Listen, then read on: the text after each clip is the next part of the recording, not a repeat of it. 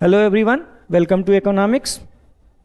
जैसा कि हमने लास्ट क्लास में डिस्कस किया मर्केंटिलिज्म के बारे में और हमने कुछ प्रोपोजिशन जाने थे क्लासिकल इकोनॉमिक्स के बारे में, और आज की क्लास भी हम उन प्रोपोजिशंस के साथ शुरू करेंगे और उसके बाद आगे जो है अपने सिलेबस के पहले topic theory of output and employment determination को ख़त्म करने की कोशिश करेंगे।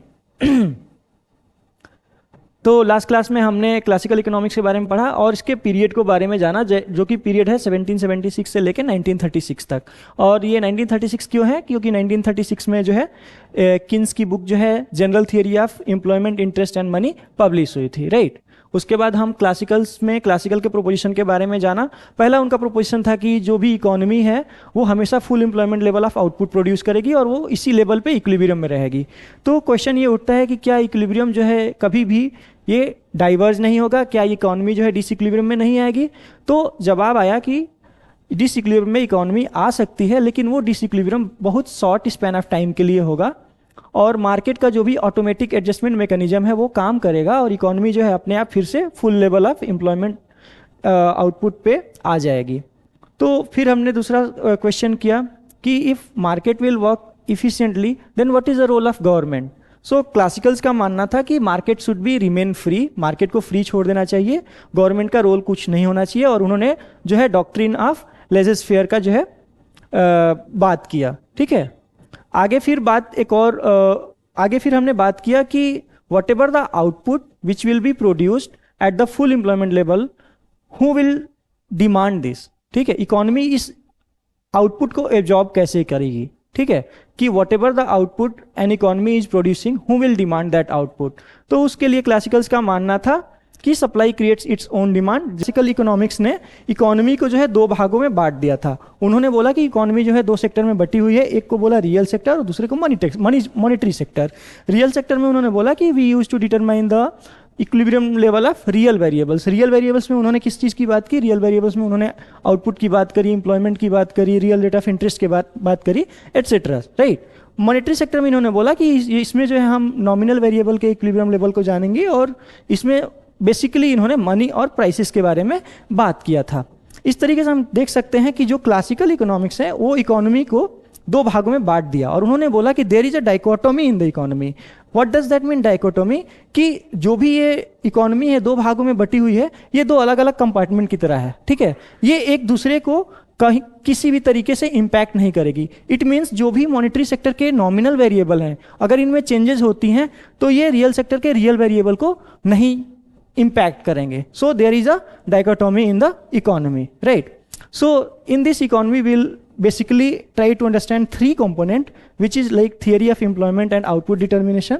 Then we will try to understand Say's law. उसके बाद हम जो है quantity theory of money के बारे में जानेंगे। तो चलिए हम आज की क्लास शुरू करते हैं assumptions in the classical economy में, ठीक है।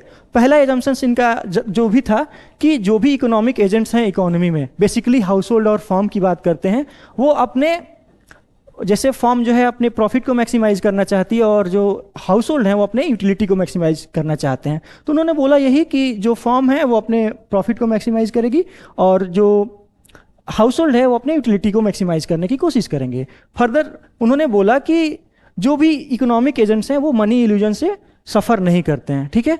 तो ये एक नया कॉन्सेप्ट है मनी इल्यूजन, जो कि फीसर के द्वारा दिया गया था। इसका मतलब ये है कि हमारे इकोनॉमी में जो भी इकोनॉमिक एजेंट्स हैं से हाउस होल्ड एंड फर्म, उनकी ये टेंडेंसी होती है कि कोई भी चीज़ को वो मॉनेटरी टर्म में देखते हैं, एज इन जो हमारा इनकम है, फॉर एन एग्जाम्पल जो भी हम इनकम है उसको हम बस और बस नॉमिनल वे या मॉनेटरी टर्म में देखते हैं rather than real terms.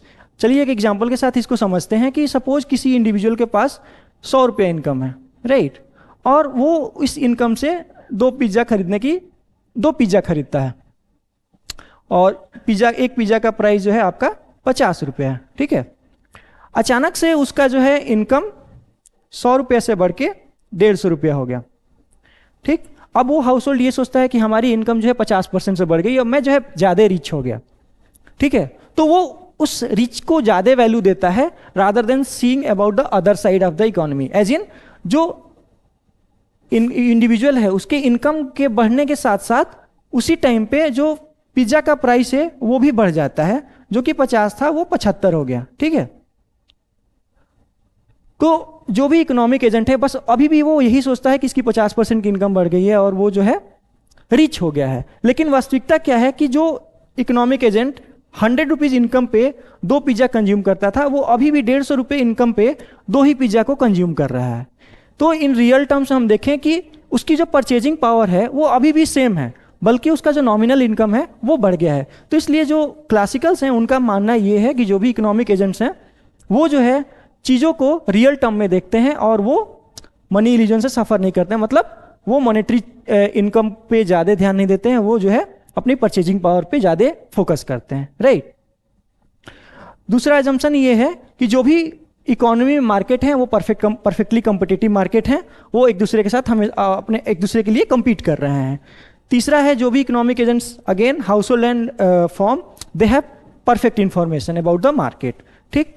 The fourth assumption is that कि the trade only take place when market clearing price have been established. इसका मतलब ये है कि जब भी आउटपुट मार्केट में प्राइस ऑफ आउटपुट डिसाइड हो जाएगा through the interaction of demand and supply of output in the output market, then only trade can happen. Similarly in the labour market with the interaction of labor demand and labor supply, when the wage will be determined, after that trade will take place and there is stable expectation के बारे में हम ज़्यादा यहाँ नहीं बात करेंगे, बस हमें दिमाग में ये रखना है कि जो भी हाउस होल्ड हैं या फॉर्म है उनकी एक्सपेक्टेशन जो है स्टेबल है।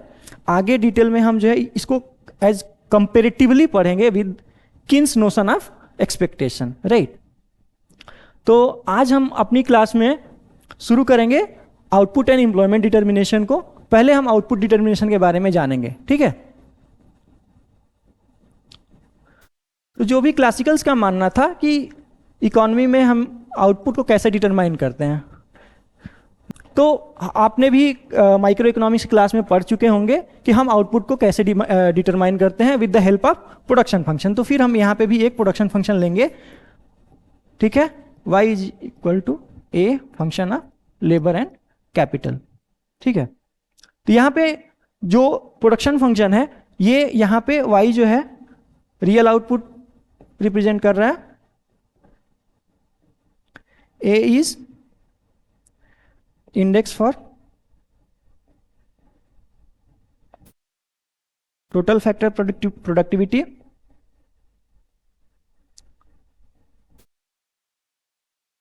को लेमन लैंग्वेज में बात करें तो ये और कुछ नहीं टेक्नोलॉजी की बात करता है।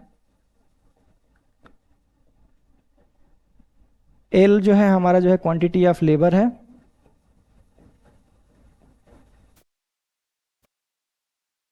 के इज स्टॉक ऑफ कैपिटल।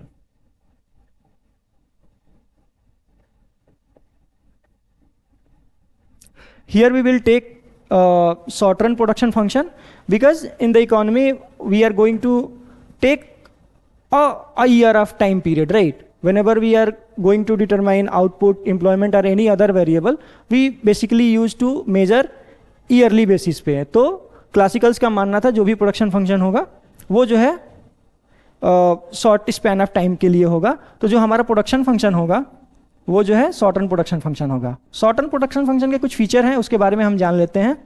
पहला फीचर या प्रॉपर्टी ये है कि जो टेक्नोलॉजी है और वो कैपिटल स्टॉक जो है वो कांस्टेंट होता है। जब टेक्नोलॉजी और कैपिटल स्टॉक कांस्टेंट होगा तो there is a positive relationship between output and labour, which means whenever there is increase in labour output will increase. दूसरा ये है कि there is diminishing marginal productivity of labor, which means as we will increase the labor, the marginal productivity of labor will decline. तीसरा ये है कि whenever there is change in capital stock or there is change in technology, the production function will shift, right? So these are the 3 important properties which we need to keep in our mind before discussing about the determination of output. तो इसको हम graphically देखने की कोशिश करते हैं। This is labour and this is output.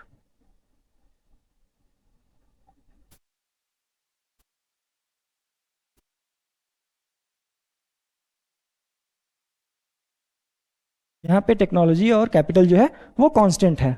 दूसरा ये बोलता है कि there is diminishing marginal productivity of labour, which means whenever there is rise in labour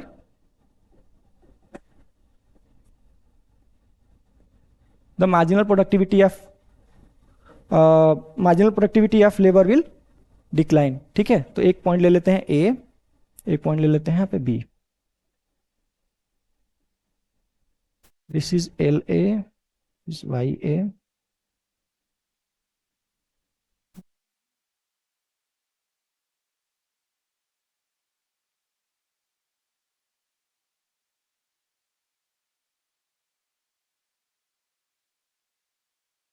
So suppose this is the point A.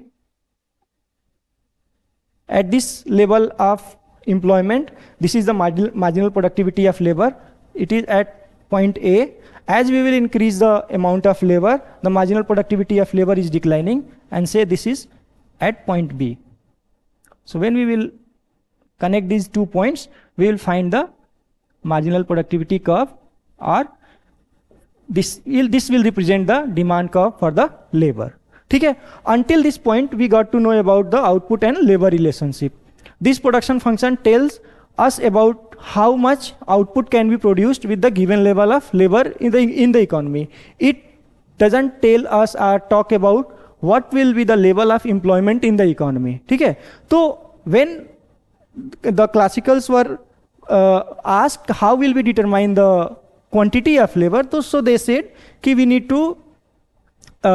to go in the through labor market, where with the interaction of demand for labor and supply for labor, we will find the equilibrium level of labor in the economy, right? So now we will discuss about the labor market. Labor market में हम जो है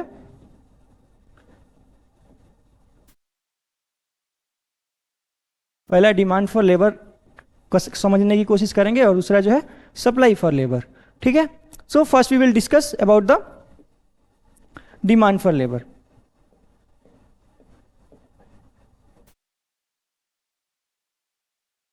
First question arises, who used to demand for the labor? So it is obvious that these are the firms who used to do production, they used to demand for the labor, right? So these are the firms which used to demand for the labor.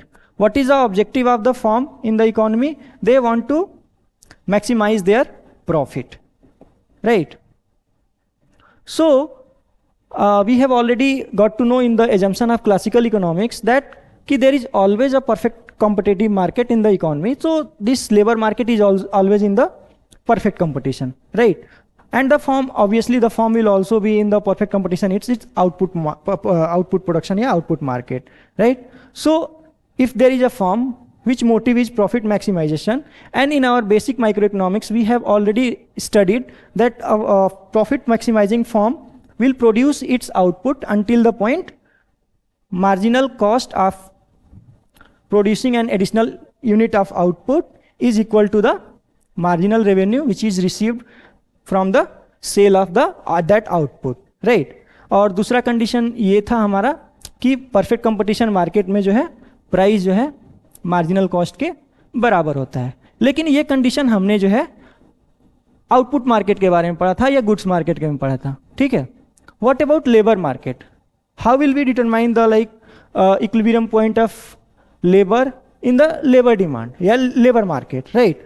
तो उसमें बात करने के लिए हमने ये देखा कि हम यहाँ पे शॉर्ट टर्म प्रोडक्शन फंक्शन की बात कर रहे हैं जहाँ पे टेक्नोलॉजी और कैपिटल स्टॉक कांस्टेंट है. तो हमारा जो आउटपुट जो वेरिएबल है वो चेंज हो रहा है सिर्फ और सिर्फ लेबर के चलते, राइट? तो it is only labour which is impacting our output. It means जो हमारा यहाँ पे मार्जिनल कॉस्ट है उसको हम एक नया नाम देते हैं, वो मार्जिनल कॉस्ट ना होके मार्जिनल लेबर कॉस्ट कर देते हैं. ठीक है, शॉर्टली इसको हम MLC से डिनोट करते हैं.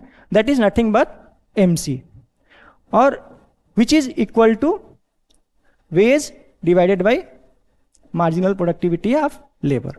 From this point we have got to know that कि price is equal to marginal cost in the perfect competition market. It means price is equal to W by MPL. So MPL is equal to real wage. So in the labor market, the firm will demand the labor at the point where this marginal productivity of labor is equal to the real wage, right? From the production function, from the short run production function, we got to know that कि जो हमारा demand curve for labour है वो एक diminishing curve है,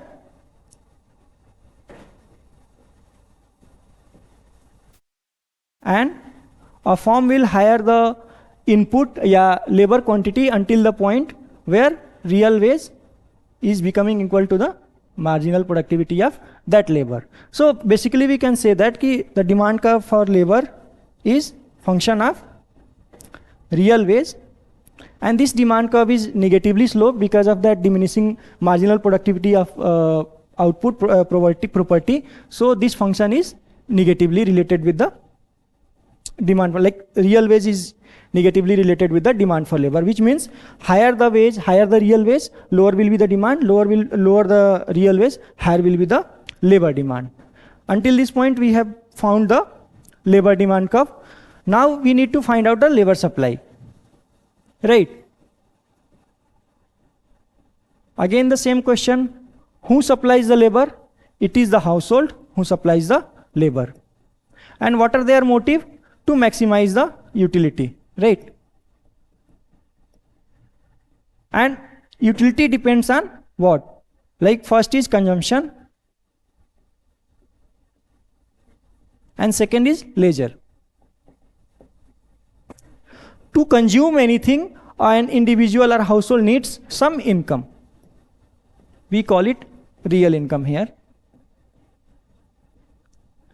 right? And to earn income, what you have to do? You have to do work. Whenever you are going to do work, your leisure is going to be compromised. So in labor supply curve, it is the preference of real income and work which will determine the labor supply curve. Graphically we will try to understand. When this is the labor work and this is the real wage.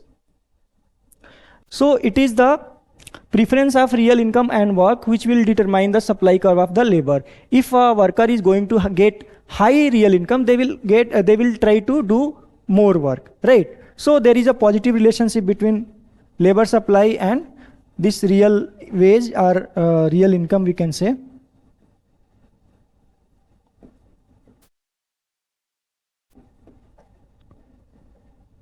Right.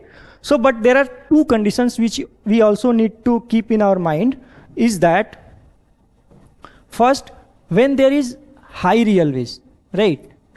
Yeah, you can say high real income.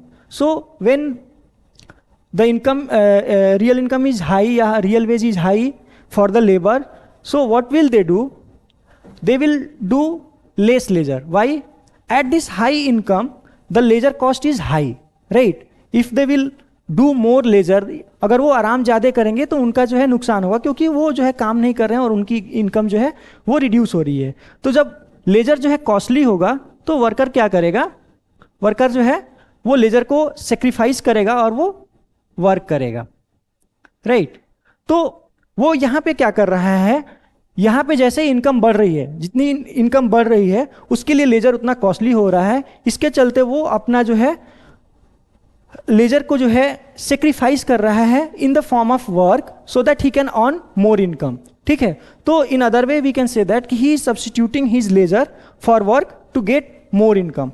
तो जब भी यहाँ पे income जो है, real income जो है किसी भी इंडिविजुअल की हाई है, वो अपने लेजर को सेक्रीफाइस कर रहा है और वो वर्क कर रहा है. इस इफेक्ट को हम सब्स्टिट्यूशन इफेक्ट बात करते हैं. ये it is the same concept as we have discussed in the consumer theory, right?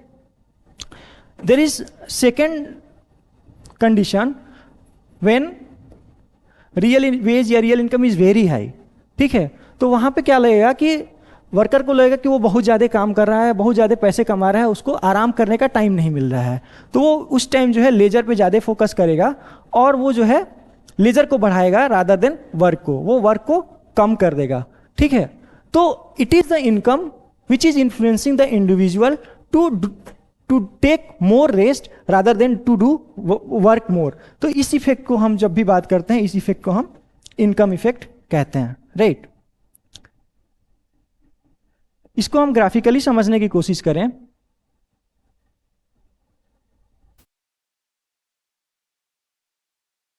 तो जो सप्लाई कर्व ऑफ लेबर है वो बैकवर्ड बेंडिंग है। बैकवर्ड बेंडिंग मतलब क्या, यहां तक, इस पॉइंट तक जहां तक सप्लाई कर्व जो है पॉजिटिव है, यहां पे जो सब्स्टिट्यूशन इफेक्ट है वो आउटवे कर रहा है इनकम इफेक्ट को, राइट। यहां तक जो उसको लग रहा है कि जो उसका लेजर है वो बहुत ज़्यादा कॉस्टली है, वो लेजर को जो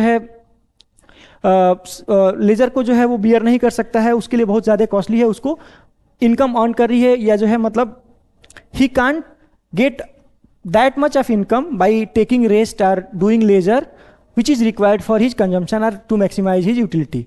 सो जब तक ये सब्स्टिट्यूशन इफेक्ट बढ़ा है इनकम इफेक्ट से, जो सप्लाई ऑफ लेबर है वो पॉजिटिवली स्लोप्ड है। बट जैसे ही इनकम इफेक्ट जो है आउटवे करता है सब्स्टिट्यूशन इफेक्ट को, जो हमारा सप्लाई कर्व होता है वो बैकवर्ड बेंडिंग होता है ना। लेकिन क्लासिकल मॉडल में, classical model of labour theory, they have always assumed that this condition will prevail, that is substitution effect will be always greater than income effect, and in classical economy this supply curve will be always positive, right? Till this point what we have done, we have discussed about output,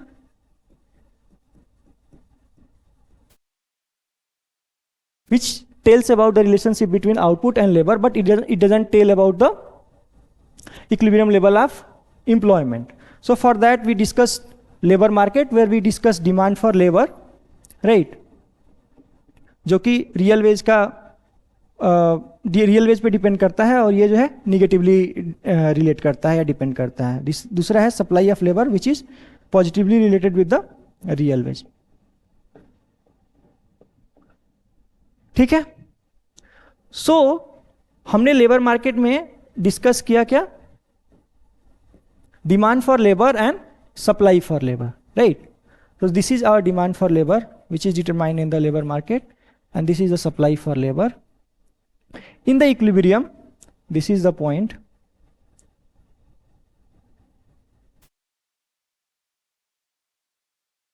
where quantity of labor is determined, right, at this real wage. This is the equilibrium real wage, and this is the equilibrium level of employment. At this level of employment, classicals ये बोलते हैं, at this equilibrium level of labor there will be no involuntary unemployment.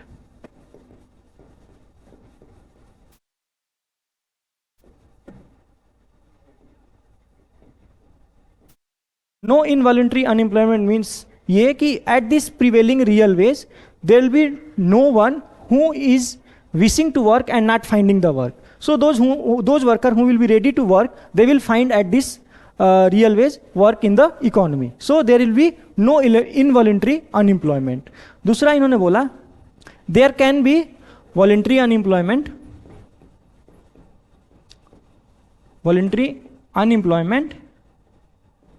and third is frictional unemployment.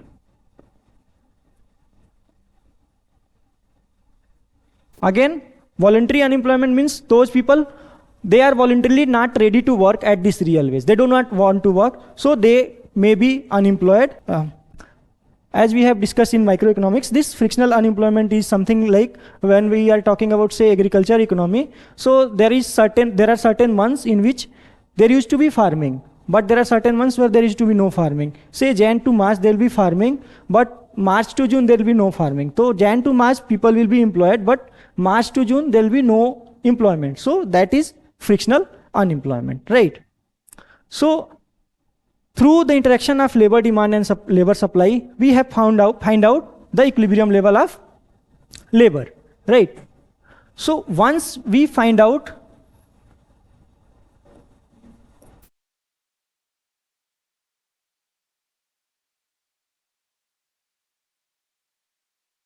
this equilibrium level of employment at this equilibrium level of real wage, so to find out the equilibrium level of output, what we have to do, we have already considered or talked about the production function where y is equal to a function of L and K, where K is given or constant, A is constant, L is the output is dependent on the L, and through the labor market we have find out this equilibrium level of employment. So the equilibrium level of output will be y star, that is nothing but a function of L and K. So graphically we can see this is the labor, this is the real output.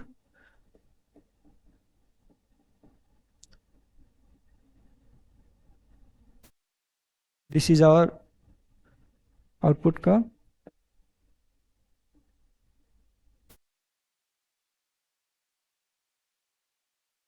Right. So at this level of employment, the economy will produce this much of output, and that will be the equilibrium level of labor and equilibrium level of output.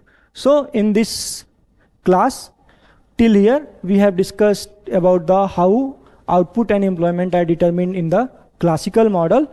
There are some other variables which may impact this production function or the supply curve and the labor curve. पहला ये कि how the change in capital stock and change in technology will impact the production. So it will shift the production function, or we can say that whenever there is change in capital stock or change in this technology, this marginal productivity of labor will increase. It means at the same with the same level of employment or with the same labor, they can produce more output, right? So marginal productivity of labor will increase, so output will increase. In the end, so due to the marginal productivity increment, the wages of the labor will also increase. The other thing is like how it will be how it will change, impacted by the population growth, right? So whenever there is population growth, it will shift the supply curve rightward. This supply curve will shift rightward, and which will again increase the output level, but it will reduce this real wage. These two things you need to keep in our mind whenever you are discussing classical theory of output and employment.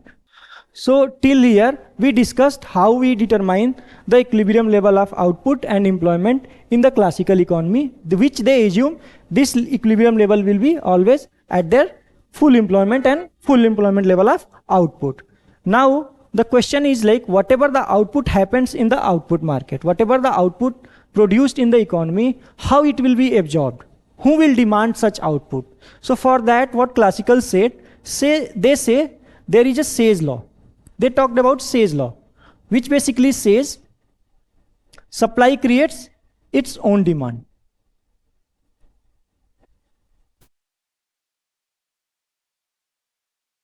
Right? So basically they are trying to say that whatever the output will be produced in the economy, that will be automatically find its market, and that output will be absorbed in the economy, right? So this Say's law was given by J.B. Say, as we discussed in the beginning, in 1803, right? In his book, Treatise of Political Economy.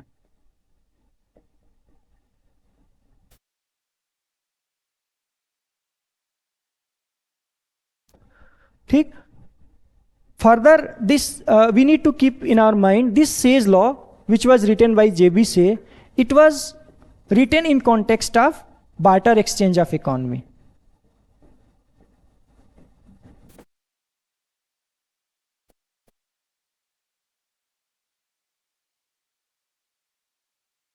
Barter exchange, where like people used to exchange their goods in return for the goods. Like there was no money, the role of money, and or there we can say there was no money where people were using. It was only barter exchange system where people used to exchange one product for another product, whatever they were needed. So it was J.S. Mill and Ricardo who implemented this law. It was J.S. Mill and Ricardo who brought this theory, a law, in monetary exchange system.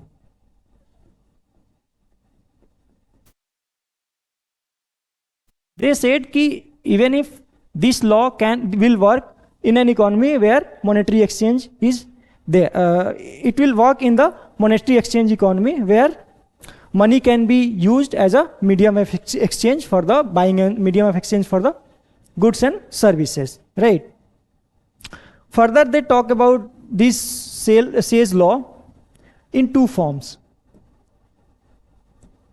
First is weak version of Say's law.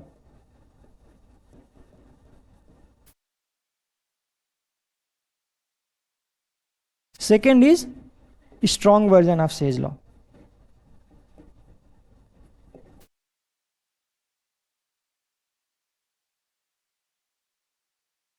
Okay, there is no much difference in these two concepts. This basically says that whatever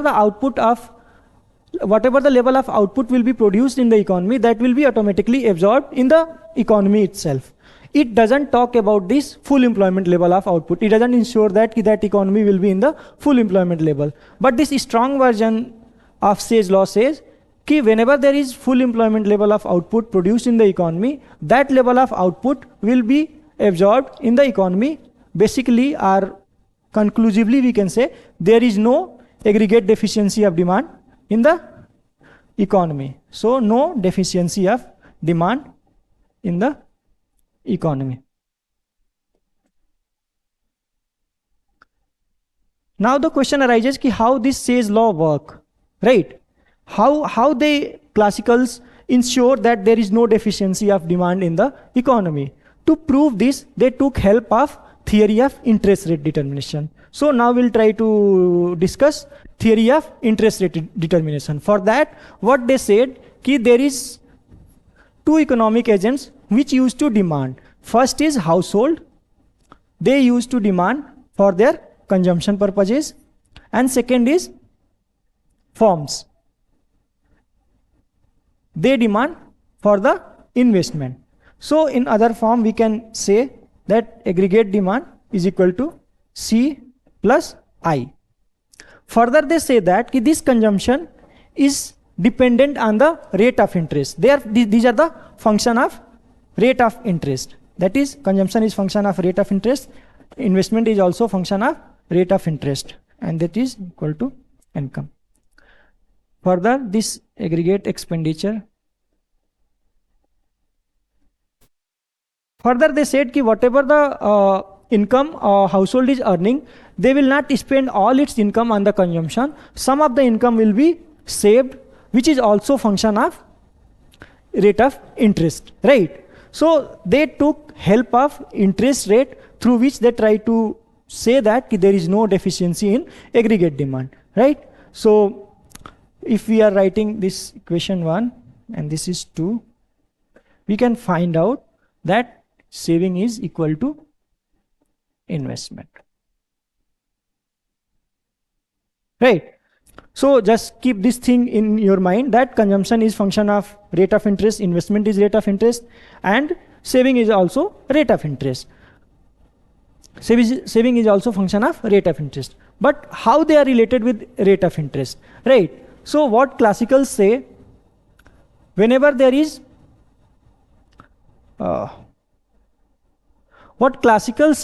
whenever there is high rate of interest, right? Whenever there is high rate of interest, what a household will do, they will consume less, right?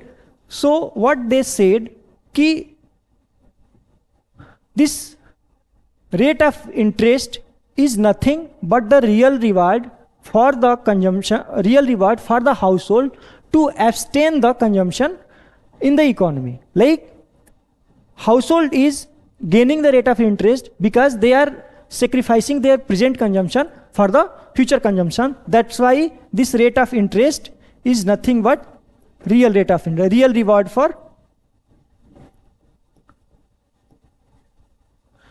for shifting the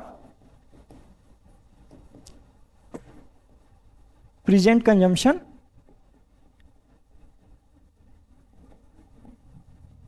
for future consumption.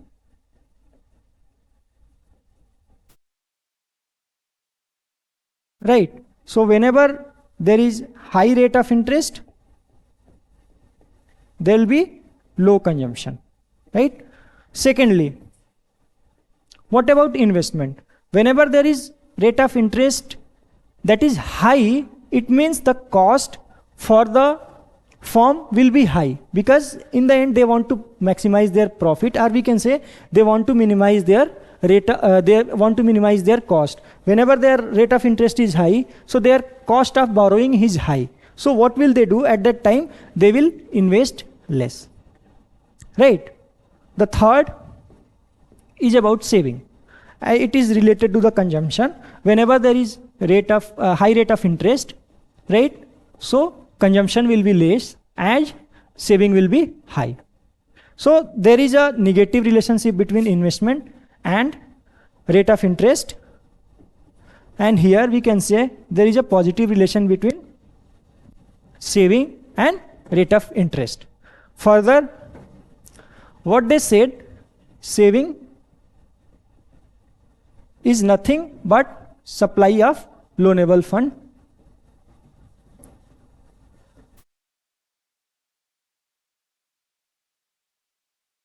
That is positively related with rate of interest. Secondly, investment, which is representing the demand of loanable fund,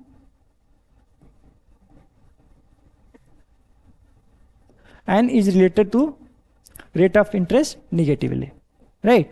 Graphically we will try to understand. This is saving and investment. This is rate of interest. This is the demand for loanable this is demand for loanable fund, and this is supply for loanable fund. So this is the equilibrium level of investment at this equilibrium level of rate of interest. Now the question arises, how the equilibrium level of rate of interest says that there is no deficiency of demand in the economy. Again we will try to understand this with the help of graph.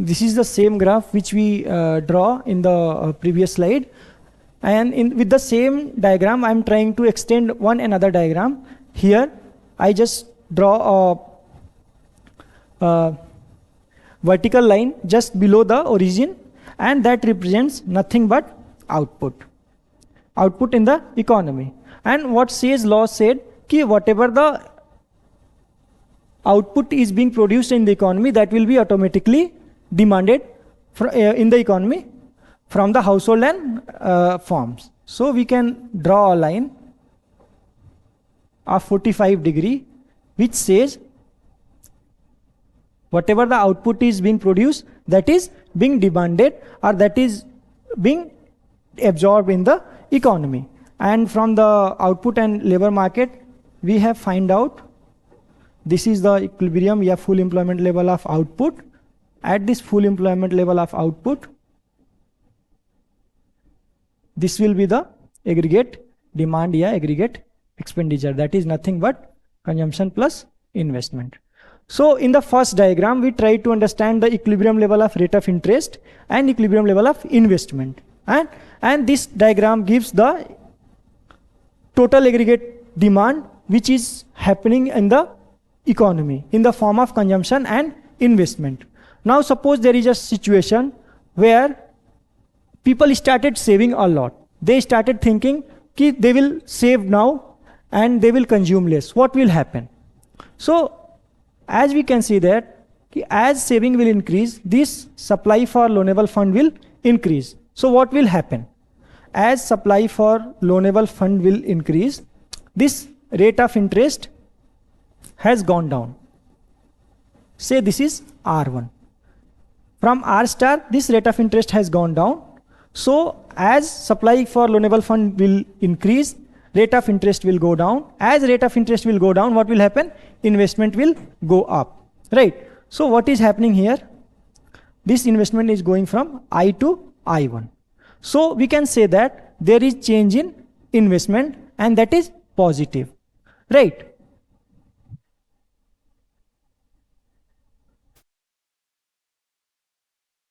So we can say that there is change in investment due to change in rate of interest, and that is positive, right? And again, what happened when other side, from the other side we can see whenever there is increase in saving, what will happen? There is reduction in consumption. So we can say that there is change in consumption, yeah, consumption will be reduced, that is negatively, right? So what this theory says, कि due to flexibility of rate of interest, the composition of aggregate demand in the form of consumption or investment will change, but the total expenditure, या total demand will remain same. What is happening here? This delta I, which is positive, but this was the C before, which has been reduced till this. So whatever the increment happened in investment will be equal to the whatever the decrement, yeah, whatever the decline in consumption will be equal. So they said कि what will happen in the economy whenever there is change in supply of loanable fund, या whenever there is rise in saving, they will change the composition of demand. In a sense, they will change the investment demand or the consumption demand, but the total demand will remain same. What will happen if the saving will increase, consumption will reduce, but at the same time, due to decrease in rate of interest, investment will increase, but the total expenditure will remain same. Hence, the total demand at the full employment level of output will remain same. So this is the basically Say's law, how classical economics with the help of theory of rate of interest, they said the economy will always in the full employment level of output, and the economy will automatically absorb whatever the output will happen in the economy. In a sense, supply creates its own demand will happen, and this way it will work out. So in this class we will discuss till here, and further we will try to discuss quantity theory of money in our next class. Thank you.